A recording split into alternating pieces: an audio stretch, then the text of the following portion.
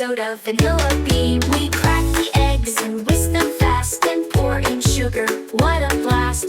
Flour goes in nice and slow. Mix it gently, don't let it blow.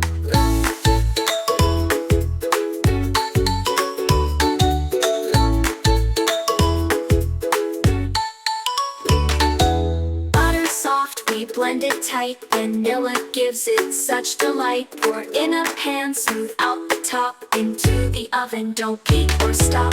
Wait for 30 minutes more, then open up that golden door.